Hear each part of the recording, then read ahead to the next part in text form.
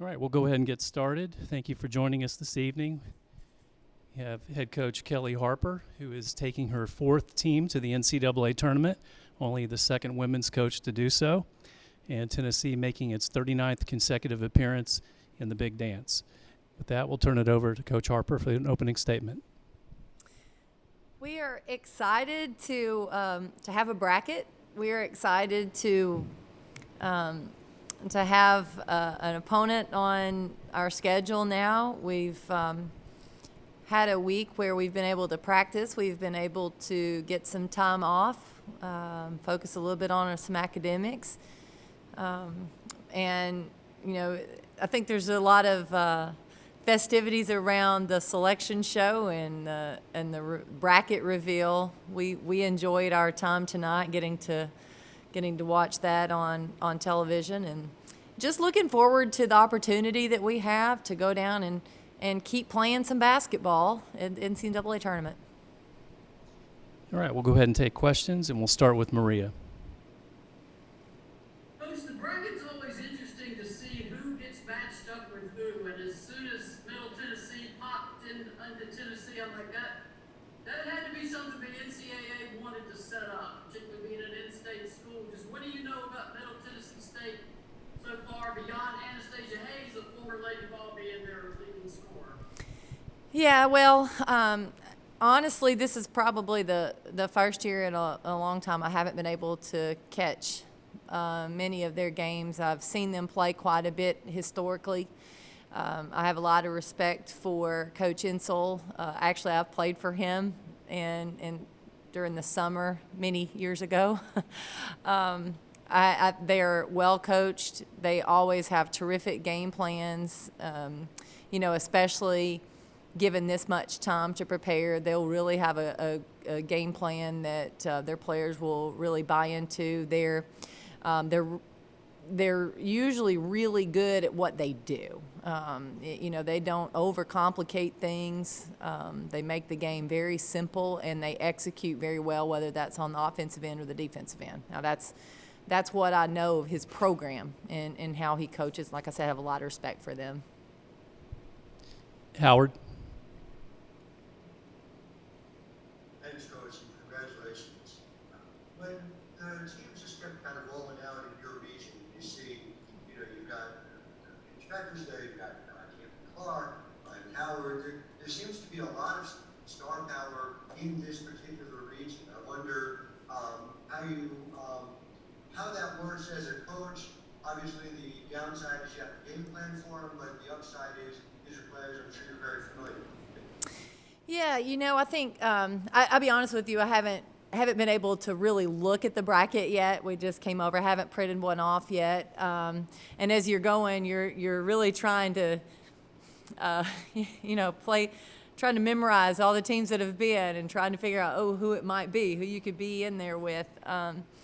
I do know there are so many talented players out there, and I know obviously a lot of talent in this particular region. But I think this year you can just go down the line and see how many superstar players, how many big performances that there have been, and I think it stands out. I think it's been obviously an unusual year, but a fun year to watch some of the individual performers that women's basketball's had nationwide. Ben. Kellie, I'm curious as to what preparation has looked like since the SEC tournament and what it will look like this week. A big 2-week gap in between games. Is there anything special that you try to add to make sure that there's no rust in the next game? Well, we've tried to have a combination of practice to stay sharp, to get better at some things, review some things, add a few wrinkles here and there. We've balanced that with rest time, because getting our bodies well, we were pretty beat up coming out of the SEC tournament, so this has been good time for us to, try to get healthy. We've tried to enjoy each other. We went had a practice on an outdoor court, which was fun. We use that as actually a really light day. We will travel on Wednesday, And I know things are going to look different for us when we get down to San Antonio. So we want to get a lot of heavy stuff done before we leave on Wednesday in terms of our practices. But even when you get down there, I think we play on Sunday. I believe that's right. And we'll need a really good practice on Friday for sure, or Thursday if we're able to get in the gym. Jordan. Hey, Kellie, congratulations first off just on making the tournament. You said that you played under Coach Insel one summer. I was wondering what league that was in, if you could kind of remember that, and then also, have you ever coached against a coach that you played under, and do you have any anecdotes from that summer? Yeah, so actually it was more than one summer. I played for him a few years, and it was AAU, and he was the high school coach at Shelbyville, and I played at White County, so I also played against him growing up. And then, honestly, as a head coach when I was at Western Carolina and at Missouri State, we played middle. So, like I said earlier, been very familiar with them throughout the years and what their program does. And then talking about playing against a coach that I played for, I did have the opportunity to play against Pat Summitt a couple times. So those moments are neat when you have a relationship across the floor. You know them so well, and again, there's just so much respect there. Chloe. Coach, going into this tournament, do you guys just have any specific or just general goals in mind? Well, our team wants to keep playing basketball. I don't know that we've sat down and just written it out, but, we have a goal to stay down there in San Antonio for a bit. I do know that. I do realize it's cliche to say you have to take it one game at a time, but that cliche sticks around because it works and it's accurate. And, for us, when you step out, when we get down to Texas, we have to be 100% concentrated on Middle Tennessee. And if you're fortunate enough to advance, you concentrate on your next game. So you can't look ahead. You have to be locked in with what you're doing, and hopefully our team will be able to do that. Nicholas. Kellie, when you look at this bracket, you got teams like Connecticut, Baylor, potentially Michigan in the second round. I know you didn't want to look past the first game of MTSU. What do you make of the potential road that your team has here in this region in the NCAA tournament? Well, you could pick it apart. I think matchups are. I've always felt like you get to the tournament and you're excited about whatever seed you are and whatever seed you've earned, but the games are more about matchups, and the numbers at this point now, they don't matter. It is about how you match up with the particular team that you're going to be playing, and I'm sure that there are teams from our region that we match up well with, and I'm sure that there are teams that we don't match up well with. They didn't get my opinion when they started putting those together, so I didn't get to say who we would want to play. But there are so many good teams, and at this point, you have to be your best regardless of who you're playing. Lewis. Kellie, how do you personally feel to be able to say you are the head coach of the Lady Vols in the NCAA tournament? I'm sure you have a lot of moments where you still, it must be weird to think about since it's still the year two, but how does it feel to know that is a true statement? Honestly, until you just said that, I hadn't thought about it. But when you put it like that, Lewis, that's a big deal. It's pretty cool, because that's what we're a tournament sport. This is, you work all season to have a great season, and the journey is such a big part of what we do. But it brings you here. It brings you to the NCAA tournament, and that's what this program has built its legacy on, winning. So to be able to lead this program into the NCAA tournament, it's exciting times. Teresa. Kellie, with that said, had a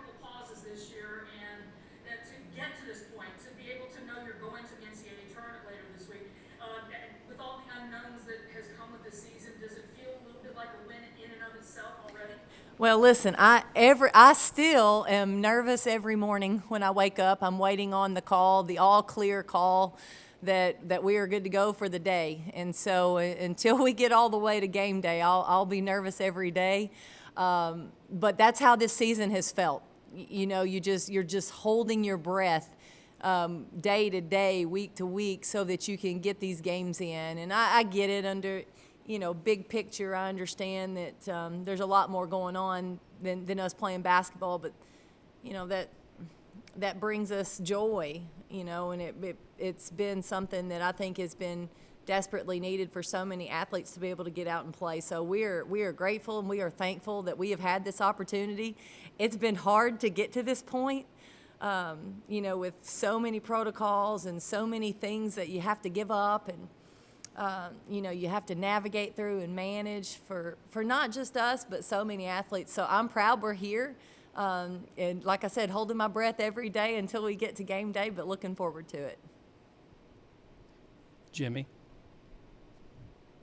Kellie, you talked about the 2-week break helping you physically. Do you think it also is beneficial mentally?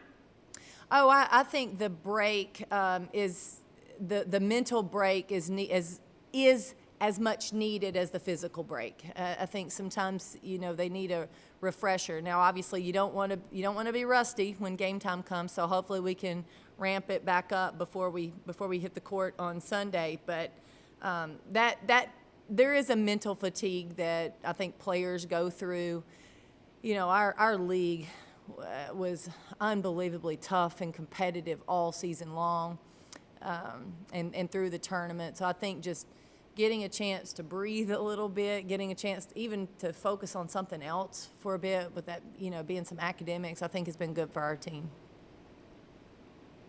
And also, they said on ESPN you're one of only 2 coaches that have taken 4 different teams to the NCAA tournament. What does that mean to you? Well, it means I've had really good players wherever I've been. And, you know, we've been able to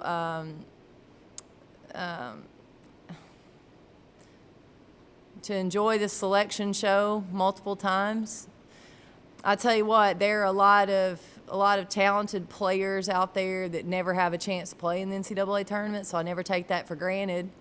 And, you know, it's just I'm just really grateful that I've been in really good positions to be able to coach teams that could compete at that level.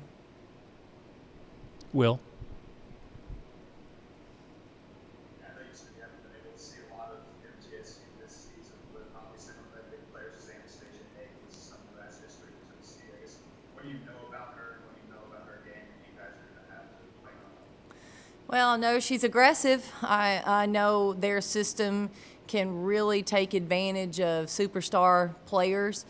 It's easy to see. You pick up a stat sheet. She gets to the free throw line, so you know she's putting the ball on the floor. She's going to be fired up. There's no doubt about it, and as their whole team will be. There's 100% chance they are super excited right now, and you know they're going to look forward to this NCAA tournament and the opportunity that they have, not just to play, but obviously to play an in-state team. So I think, you know, just knowing how dynamic she is, that's going to be a challenge for us to guard. Jordan? Kellie, when we talked with Rick Barnes yesterday, he talked about, you know, it's exciting and it feels a little bit normal with Selection Sunday, but just going into March Madness, there's so many unknowns. I mean, yesterday he didn't know where they were going to practice, what that was going to look like. Is that just something that's just so different? And what is that like for you kind of now? You know you're in, you know who you're playing, you're just navigating more unknowns, just I guess the norm of the season. Yeah, so I've already had more meetings about this NCAA tournament than probably any other tournament combined. So, you know, it just looks different, and a lot of things weren't going to be established until we were able to see the bracket tonight. We won't have travel plans until tomorrow. We do know we're leaving on Wednesday. So there are a few things that we know, but there's still, like he said, there are so many unknowns. I think obviously we're excited to be playing. I would have loved to have been hosting. That's one thing that I hate, that our fans weren't able to enjoy, us hosting the NCAA tournament here. But we're still excited to be playing some basketball. So we'll see. I don't even think we know where we're playing yet. I don't think we know what site we're going to be at. I'm not sure when we're told that. So we've got a few other things we'll find out. I'm sure we could just always throw back to the Hoosiers. We walk in, measure the court, measure the goal, and it's all the same. So we'll figure it out when we get there. We'll take 2 more questions, starting with Ben. Kellie, speaking of Rick, if the men's team handles business on Friday, it'll be kind of a Tennessee basketball doubleheader in the NCAA tournament on Sunday. What do you think that kind of says about the current state of Tennessee basketball and what can be done here?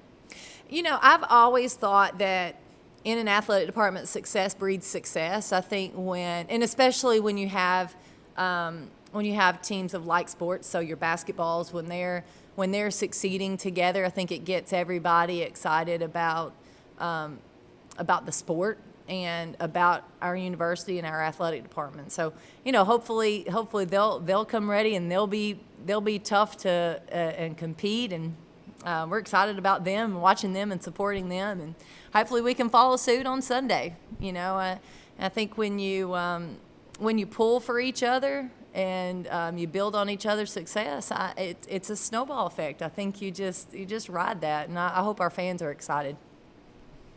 Ben. Excuse me, Jimmy Himes.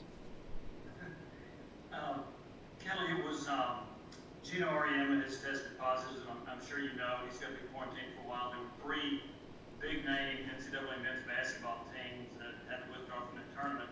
And I just wonder, how cautious do you feel like you had to be these last 2 weeks to make sure that you didn't have any issues with COVID? Well, I mean, like I said earlier, I'm constantly worried about it. I think you can be careful and you can do all the right things, and you can't control. You don't have 100% control over this, and I can't. I know how tough it would be right now for teams and for coaches or individual players to miss this opportunity. So, we'll just keep doing what we're doing, and try to do the best we can, and be mindful of mask wearing and social distancing, and get down there. Hopefully we get to the bubble safe, stay in the bubble, and stay in the bubble. This will conclude Coach Harper's portion. We'll have 2 players coming up next. Thank you, Coach. Thank you, guys.